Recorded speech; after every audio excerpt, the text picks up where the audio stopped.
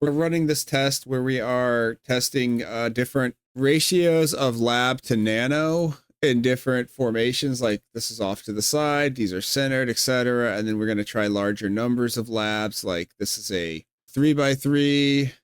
And then we're going to put these in the spreadsheet and compare the efficiencies of all of this, as in ticks per second per metal.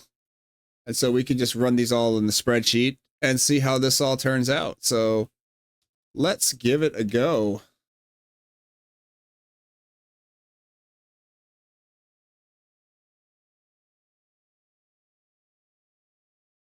All right, test completed. So let's go over the results for the 2-minute test run. We have the first case, which is 4 nanos and 2 labs. This is your standard kind of tick spam formation that almost everyone uses. And this generated 124. We tried some other formations, 125 and 125. So what I've been doing is I've just been using the highest number. So let's just go with 125 for this. And this just gave us a total cost per tick of 16.4.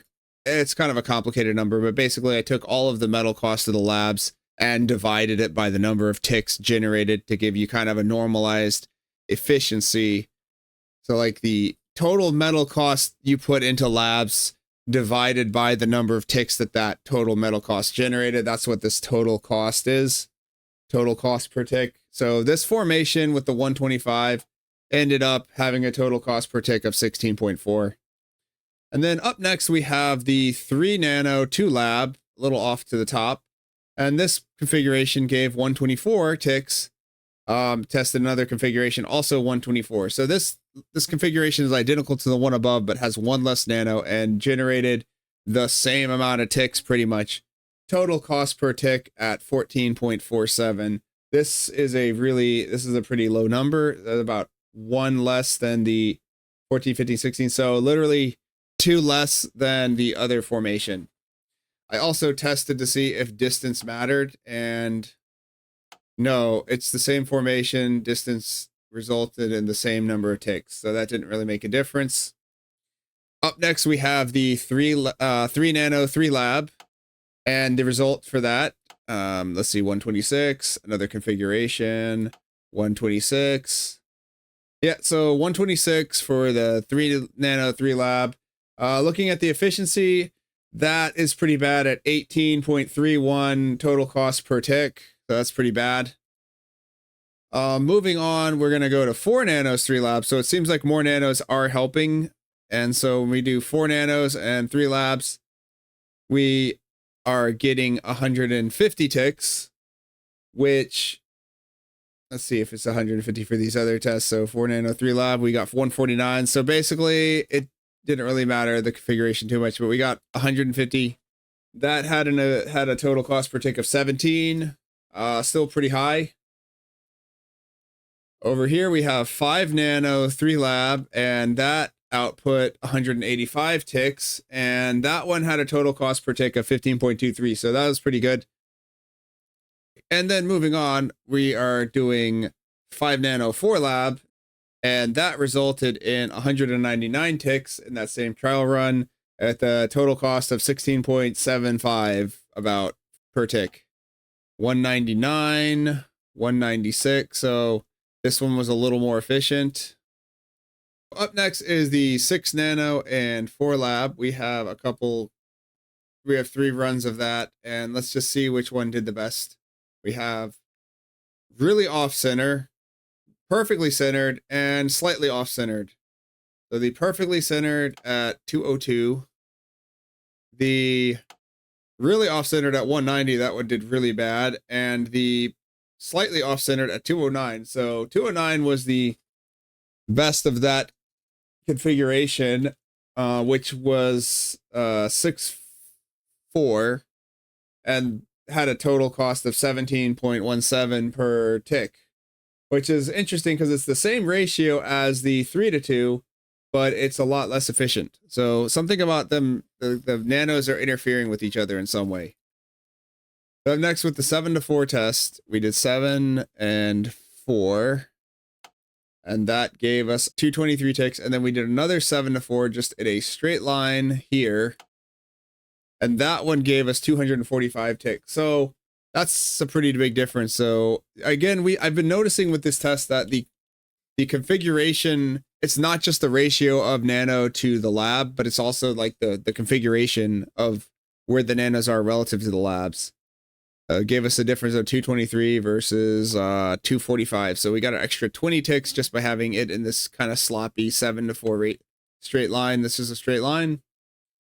And that one actually had a pretty good efficiency of 15.69 per tick. Pretty good. Finally, we'll go over the 8:4 ratio, the 8:4 configuration where we have 8 nanos and 4 labs. Let's just see which one did the best. We have 270. We have 248. Wow. Okay, so just again, this is interesting how the configuration really matters. So like right here, this is the same 8 nanos as these 4 labs, and the output was 248. And this was kind of a balanced configuration. And then over here, we have 8 nanos and 4 labs. The 8 nanos are not even centered. And this one resulted in 270 ticks versus 248. So that's 50, 60, 70, 20 extra ticks just from being not centered. So yeah, it's kind of weird how important this formation of the nanos are. And I think what this ultimately comes down to is where the nanos are. Sometimes the nanos are like wasting time while they're, waiting for the next tick to come up. Those are kind of the results. We've gone through a lot of test cases.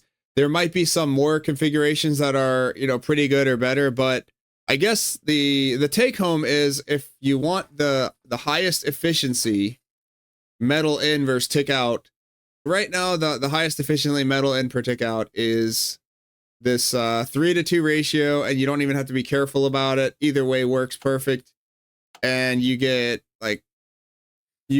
the lowest cost per tick. So let me just pull up the spreadsheet, and we'll just kind of go over the final results here. So you can kind of see the methodology of what I was doing there. So this is just the cost of the nanos. So we have metal, energy, and total cost, which is metal plus energy divided by 70. The energy is divided by 70 because that's how you could convert energy at a rate of 1 divided by 70. That's kind of where that energy divided by 70 comes from. So it's like the energy adds like 40 metal equivalent to these costs. And then this one kind of like it's 500 and then 950. So that's 13. So that's where those numbers are coming from. So, and here I just have the configuration, the number of nanos. And what I did is I just selected the best result of these kind of ratios. We have like the ratio starting with 4 nanos, so like starting with 2 labs and working up the lab count. And then we did a 2-minute test and we counted how many ticks came out of the lab in that 2 minutes. We just let them all collect. And we have some math here where it just calculates the total metal, total energy, and cost total. So that's where this cost total per tick is just this number here, which is the nano cost plus the lab times the numbers. That's kind of just total cost is that. And we're just dividing that by the number of ticks produced.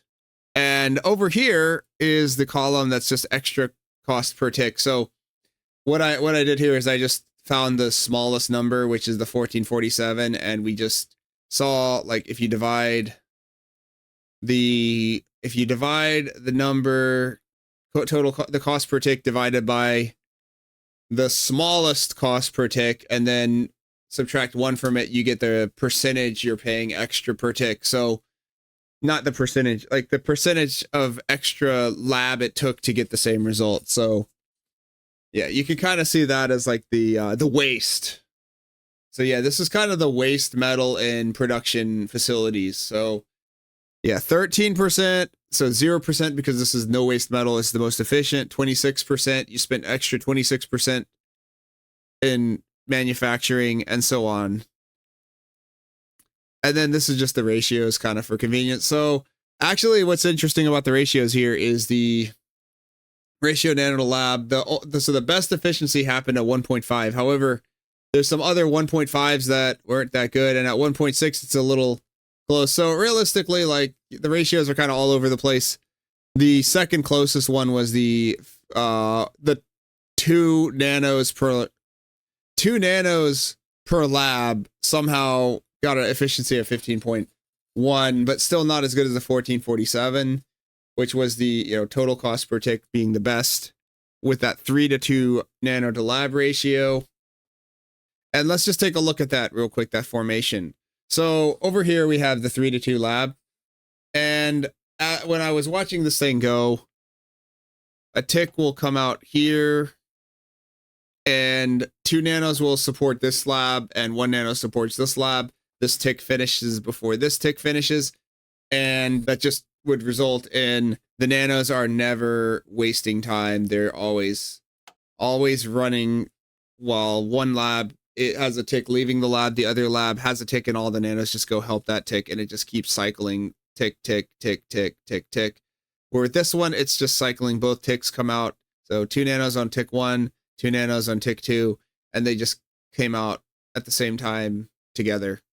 And so there would be the time where both labs have no tick while the ticks walk off, and all the nanos are resting. That's why this is so inefficient. Where this one, this lab makes a tick, comes off, nanos boost this lab, it comes off, this one's ready to go, the nanos boost that one. It just goes really efficiently. So I guess the take home is that ideally you might have like the labs, just 2 labs, 3 nanos, and then maybe you have 3 more nanos not in range, and you do the same thing, but you just make sure the next labs are far enough away from the first lab that the nano won't be building or interfering with it. If we also wanted to look at, maybe you want to scale it up, let's say the best one was the 8:4. This is 8:4 with the 15.18, or the 5:3 with the 15.2. So let's just say 8:4. Let's see what that one looks like. 7:4 was pretty decent as well. 8:4 would be this one. If you want to do the 8:4, you got to be careful and make it offset, which is like this. And that one gave pretty good results at 270. If you make your 8:4 like this, you miss out on a lot of ticks per second, so it kind of hurts you. And also the other close call was this straight line of labs and nanos, which was still pretty darn good with the 245. All right, well, thanks for listening. All right, take care.